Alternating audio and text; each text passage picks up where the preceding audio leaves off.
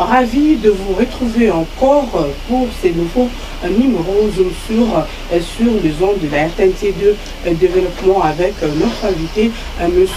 Dieudonné Gandhi Boka Sende.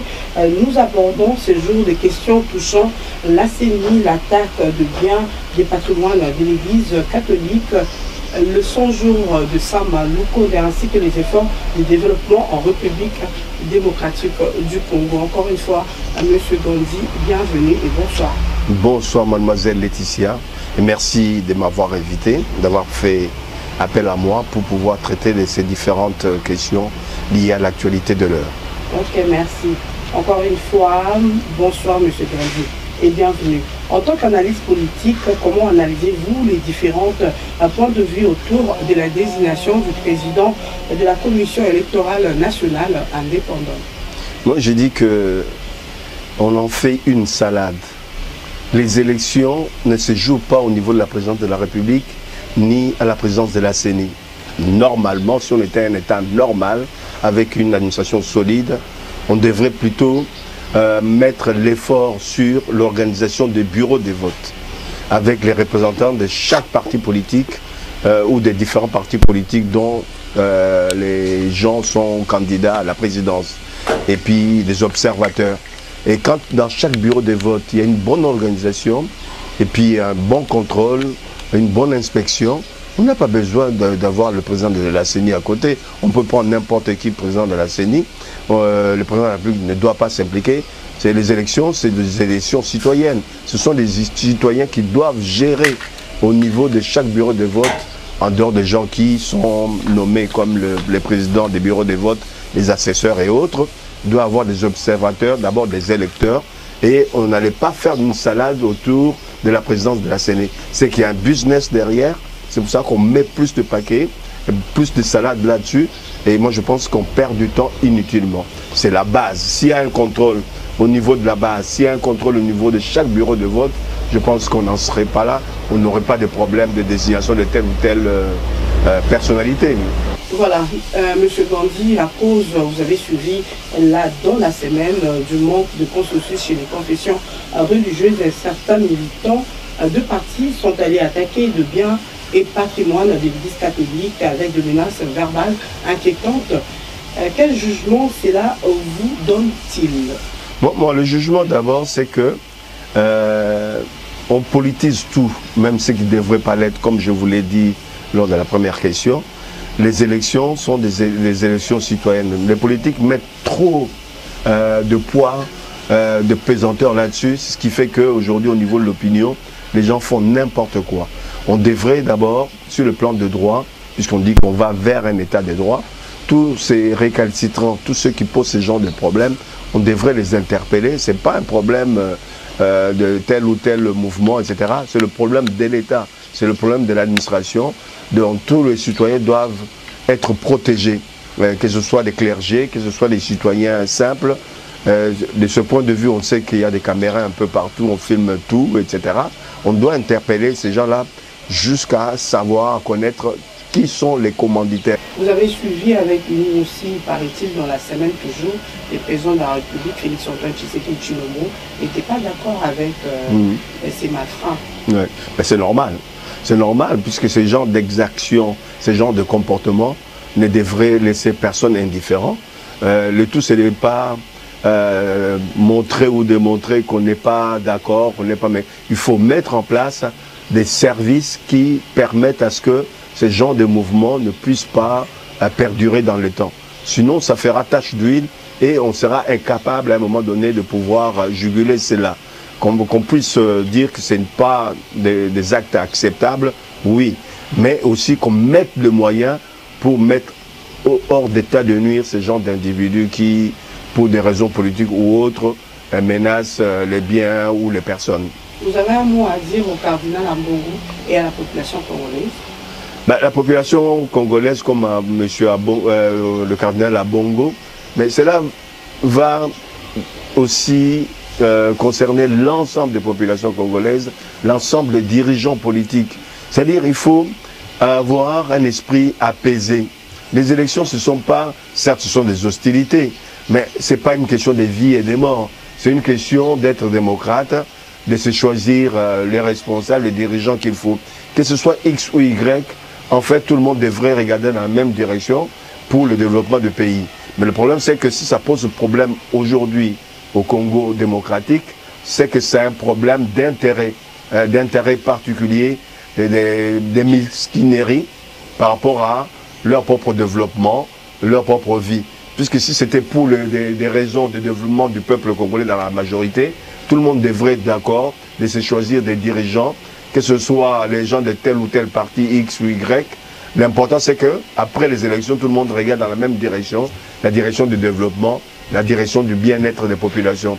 Mais aujourd'hui, ce combat, c'est un combat plutôt de groupes, de groupuscules, d'une certaine mafia qui veut s'arroger des biens, des moyens, des pouvoirs et des moyens de l'État pour leurs propres besoins, non seulement avec leurs amis, leurs familles. Il faut sortir de cette mentalité. Il faut être là au service du public, comme on le dit pour les prêtres, pour les enseignants. Il faut avoir une vocation pour faire la politique. Quand on fait la politique, ce n'est pas pour se construire des immeubles, pour s'acheter des 4x4. Ça devrait être plutôt un sacerdoce, c'est-à-dire à savoir, on est là au service du bien-être de la majorité de la population.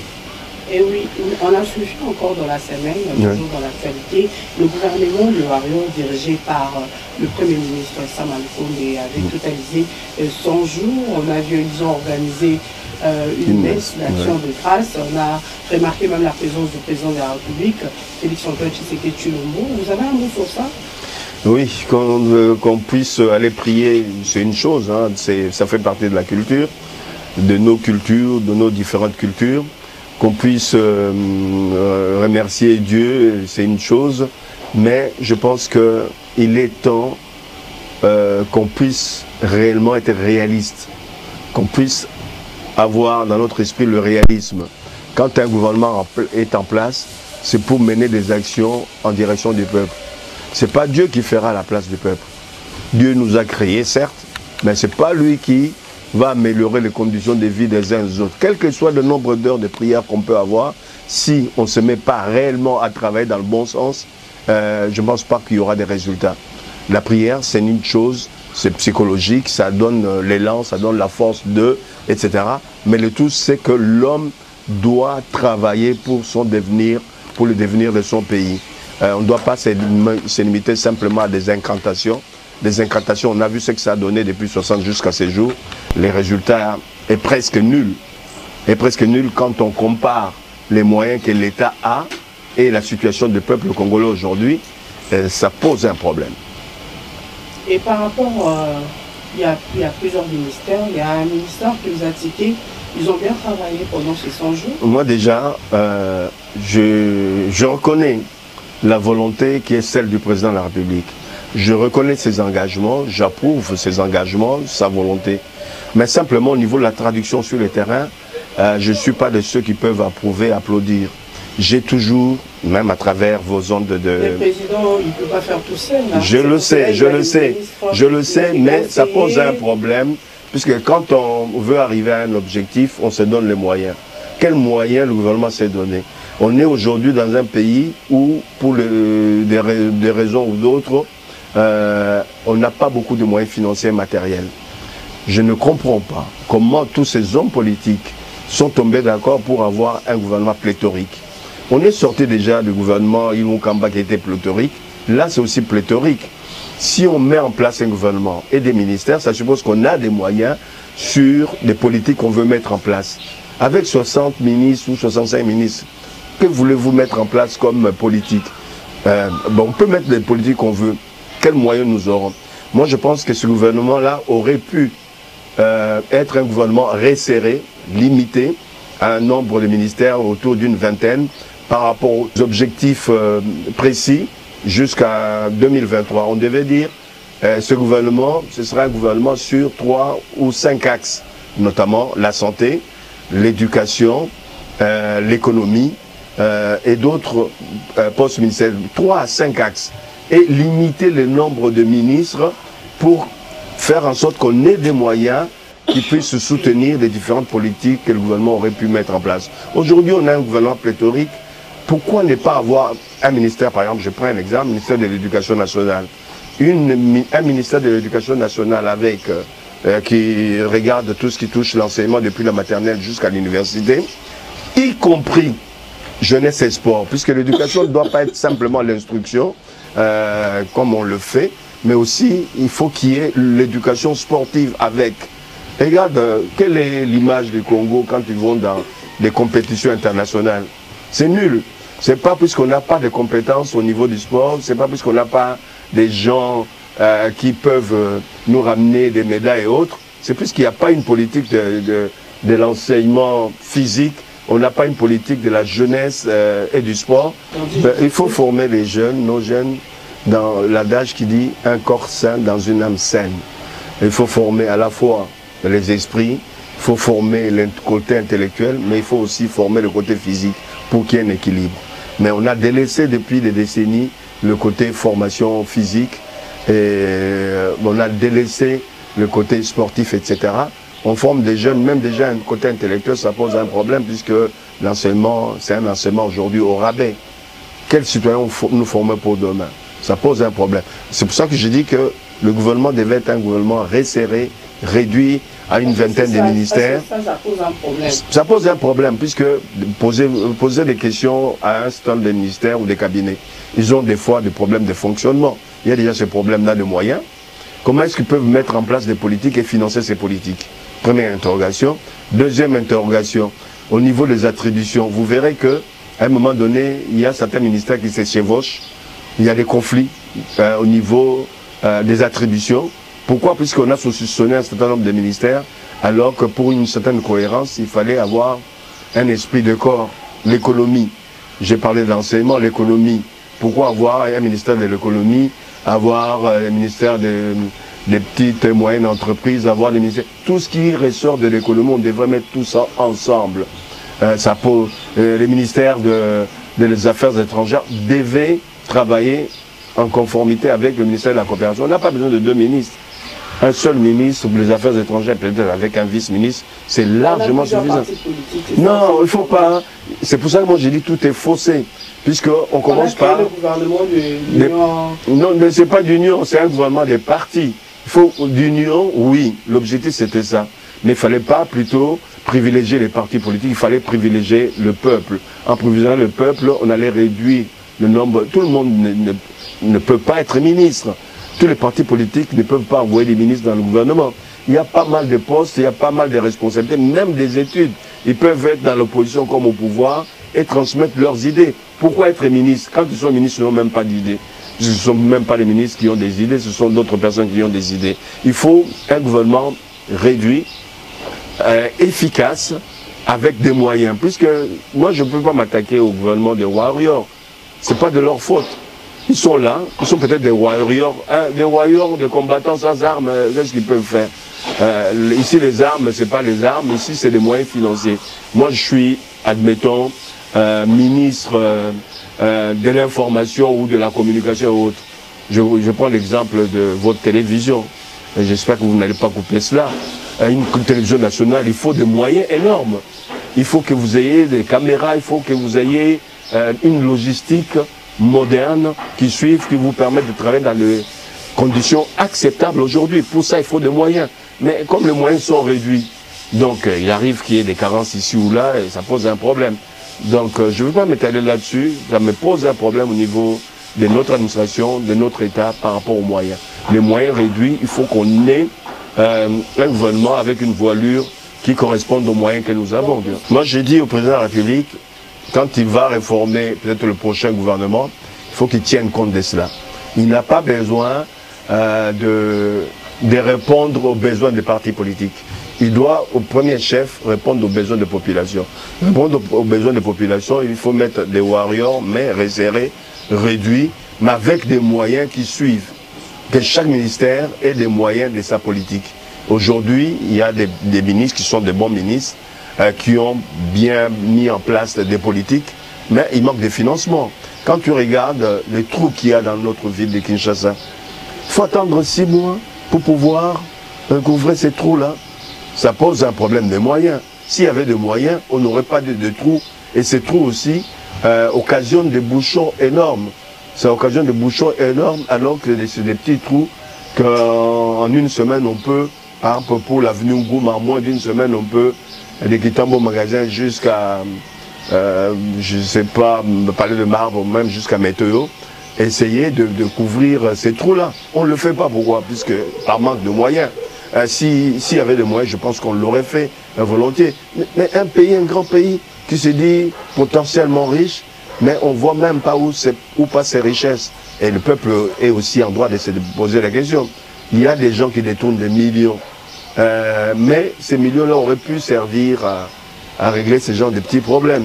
On arrête les uns les autres, mais on ne voit pas ce qu'on récupère comme bien, comme moyen pour pouvoir mettre ça au service de population. C'est ça le comble. Le président devrait tenir compte. S'il y a trop de gourmands, le gouvernement prochain ne doit pas dépasser une trentaine de membres. Monsieur Gandhi Bokabou, merci. Parlons à présent du développement social. Les populations congolaises se déclarent rongées et ruinées par la faim, la vie chère et autres difficultés. Quelle formule politique peut convenir, selon vous, pour apaiser la situation actuelle? Mais la formule est toute simple. Dernièrement, le gouvernement, au travers du ministre de l'économie, avait pris une décision de pouvoir baisser les prix des produits vivriers, notamment congelés, des poissons, de poulet et autres. C'était une bonne mesure, mais qui n'est pas mise en application. Moi, je pense qu'ils doivent aller plus loin. Non seulement s'attaquer au marché des produits vivriers congelés, mais devraient aussi s'attaquer aux produits qui proviennent du... Là, ce sont des produits importés, c'est bien. Mais ils doivent s'attaquer aussi aux produits qui viennent de nos provinces. Faire en sorte que les prix baissent. Comment est-ce que les prix peuvent baisser? S'il n'y avait pas trop de barrières, comment on peut faire payer des taxes, plusieurs taxes, à nos producteurs qui sont dans le Bas-Congo, dans le Bandundu, à l'Équateur, etc. Comment est-ce qu'on peut faire ça quand on aime son pays, quand on veut que son économie puisse devenir florissante? On devrait faire en sorte qu'il n'y ait pas de taxes au niveau des produits vivriers qui viennent aux alentours. Au-delà de s'attaquer aux produits vivriers importants et importés, on doit faire le deux. Non seulement baisser les prix des produits congelés, mais baisser aussi les prix des légumes et autres que nous produisons sur place en réduisant ou en supprimant totalement les taxes. Comment est-ce que les militaires individuellement, les policiers individuellement peuvent s'arroger en tant qu'autorité et imposer des taxes à ces agriculteurs, à ces éleveurs? Ça pose un problème. C'est que nous n'avons pas un État, une administration. On a élu ou nommé des gouverneurs. Mais ils gèrent quoi? Ils gèrent quoi? Au niveau de nos territoires et autres, ils sont au courant de tout ce qui se passe au niveau de nos routes, où les militaires font des barrières, les policiers font des barrières, et ils prennent cet argent-là, cette taxe-là, ne rentre même pas dans le trésor public, c'est dans leur poche. Tout le monde est au courant, même ces autorités, ils passent devant ces barrières. Eux encore, on ne les arrête pas puisqu'ils voient déjà les 4x4, ils ne demandent même pas de papiers s'ils veulent exagérer. Je suis le conseiller d'eux, je suis le ministre d'eux, etc. Mais ce sont les populations qui payent le grand prix de la désorganisation de l'État, de non-fonctionnement de nos provinces, puisque tout se passe dans chaque province. Dans ce cas-là, il ne faut pas élire les gouverneurs qui sont dans l'incapacité de gérer leur province, dans le sens de faire en sorte qu'il y ait des productions, dans le sens à ce que s'il y a de l'argent, des taxes officielles, que tout le monde paye et que cet argent rentre dans les trésors publics. Moi, j'ai dit, et j'insiste là-dessus, au niveau des produits vivriers, si on fait un effort, si on prend une décision, que ce soit par rapport à la Fédération des entreprises congolaises qui bloque le fait de baisser les prix des produits congelés, que ce soit les autres qui, par rapport à leurs barrières, barrages, font que certains produits que nous produisons ici coûtent même beaucoup plus cher que les produits importés. C'est à l'État d'organiser les choses, c'est à l'État de punir les récalcitrants. Donc s'ils ne le font pas, moi je dis qu'on est perdu, le pays est perdu. Toujours dans ce secteur, difficulté de vie, est-il possible que le problème d'électricité et d'eau potable trouve solution dans notre pays dans les prochains jours? Que faut-il faire exactement, selon vous? Selon moi, on n'est même pas à 10% des populations qui ont de l'électricité ou de l'eau. Ça pose un problème. Alors qu'on a beaucoup d'énergie solaire, On a beaucoup de barrages au travers du pays.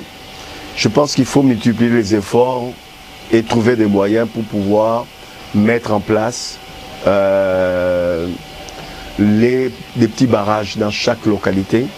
Et il y a lieu aussi que le pays s'endette pour qu'on ait l'énergie à la fois solaire et éolienne, et puis faire en sorte que la SNEL là, qu'on puisse débouter les responsables qui sont incapables de gérer les choses à bon escient. Comment est-ce qu'on n'est pas parvenu à mettre en place le barrage de Katende pour le Kasaï, le Kakobola pour le Bandundu, ou alors Zongo 2. Je sais que Zongo 2, en ce moment, il y a des travaux pour mettre des pylônes et faire en sorte qu'il y ait le câblage, que l'électricité soit améliorée pour la ville de Kinshasa. Ce n'est pas suffisant. Pour ce qui est des problèmes d'eau, je sais qu'il y a des efforts qui sont fournis ici ou là pour pouvoir faire en sorte que pour Ozone, le dernier bassin d'incantation soit en service, que l'Emba Imbu soit en bon fonctionnement et qu'Enjili aussi soit dans un développement pour pouvoir donner un peu plus d'eau. Je pense que dans les 6 mois, si le travail est bien fait, on peut améliorer, même si on ne règle pas tout le problème, améliorer la desserte d'eau. Pour l'électricité, je sais qu'Inch'Allah, ça peut s'améliorer d'ici 6 ou 10 mois. Mais pour cela, il faut que la présidence, il faut que les ministres concernés puissent communiquer, savoir communiquer au jour le jour. Ils laissent les gens dans l'incertitude. C'est ce qui fait que tout le monde a le sentiment que ce gouvernement ne fait rien, que tous les gouvernements qui se sont succédés n'ont rien fait, alors que par ailleurs, dans un certain nombre de secteurs, les travaux sont en cours, sont en train de se faire. On regarde par exemple pour le projet Tchélé Gelou. Il n'y a pas une bonne communication là-dessus pour savoir réellement Tchélé Gelou, ce projet-là du président, pour pouvoir construire certaines routes à Kinshasa et en province. Mais les gens ne voient pas les choses évoluer, alors que sur le terrain, les choses se font tant bien que mal. Mais il faut une bonne communication. Les gens oublient qu'il y a une différence entre information et communication. On peut donner l'information comme ça, les gens comprennent à peine. Alors que communiquer, c'est tout un art, une façon de convaincre avec des éléments palpables, etc. Si tu ne regardes pas RTNC, comment est-ce que tu peux savoir que Tchélé Gelou, c'est un projet qui est en gestation? Si tu n'habites pas Limité ou Ngiringiri pour voir à Sosa, Gambela et autres, si tu es loin, tu ne vas pas de ce côté-là, tu diras, il parle trop et il y a peu de réalisations. Il y a un travail à faire au niveau des services de communication du président de la République et aussi, surtout au niveau de chaque ministère, puisque tout ne doit pas être concentré à la présidence. Chaque ministère devrait prendre ses responsabilités, avoir des communicants par rapport à leurs réalisations respectives, ce qui n'est pas le cas aujourd'hui. Ok, pour terminer, comment voyez-vous la République démocratique du Congo après 2023? Ah, l'énigme. Donc, je n'ai pas une boule de cristal pour savoir ce que sera 2023 ou après 2023. Je sais qu'il y aura peut-être, et là, sans certitude, peut-être des élections. Mais des élections, pourquoi faire? Nous, on devrait avoir des élections pour avoir des dirigeants, des acteurs politiques, civils ou autres, qui soient à mesure de pouvoir créer, mettre en place des actions correctifs notamment par rapport à ce que les autres n'ont pas pu faire, mais aussi avoir une équipe non seulement gouvernementale, de la société civile ou des citoyens en capacité de se prendre en charge, faire en sorte que ce pays puisse voir la lueur de développement. C'est qu'on n'a pas vu jusqu'à présent depuis 60. On fait du surplace compte tenu de moyens que le pays a et puis ça nous pose un problème. Et un problème de conscience. Il ne faut pas simplement dans son cabinet ou au sein du gouvernement mettre que des amis, que des gens des partis politiques ou sa famille, ça pose un problème. Il faut mettre des gens qui ont ce que moi j'appelle les 3 S. Les gens qui ont le savoir, scolastique, académique, et les gens qui ont comme 2e S, les gens qui ont le savoir-faire, qui ont une pratique, une expérience avérée dans les différents domaines, dans le domaine dans lequel ils peuvent œuvrer. Et puis il y a un dernier savoir qui manque souvent aux Congolais, le savoir-être, qu'on appelle à Kinshasa au Congo, Bomoto. Ça pose un problème. Il faut que les gens qui doivent être choisis pour être responsables dans tel ou tel secteur, qui puissent répondre à ces 3 S, le savoir, savoir-faire et le savoir-être. Voilà. on termine par là. Il y a 3 S, le savoir, le savoir-faire, et le savoir-être. Au Babeni na Kinshasa, Thibaut Moto a dit, monsieur Dieudonné Gandhi Boka Sende. Avec lui, on a parlé, on a abordé plusieurs sujets, notamment la CENI, l'attaque de biens de patrimoine de l'Église catholique. On a parlé de 100 jours de gouvernement Samalou Kondé et les efforts du développement en République démocratique du Congo. Monsieur Gandhi, encore une fois, merci d'être venu. J'espère que ce n'est pas la dernière fois. Oui, quand c'est vous, moi je suis à votre disposition. Je dois vous remercier d'abord en premier, mademoiselle Laetitia. Je remercie également toute votre équipe technique, sans quoi on n'aurait pas cette émission. Et bien de bonnes choses, et je souhaite un bel avenir pour votre télévision avec l'actuel ministre que vous avez qui est un homme pratique, réaliste. Je pense qu'il vous donnera les moyens qu'il faut. Il pèsera de son poids pour pouvoir faire en sorte que la RTNC rayonne de nouveau. Merci infiniment. Merci à Dr Aimé Mangoulé qui nous assiste de près ou de loin. Voilà, c'est la fin de cette émission.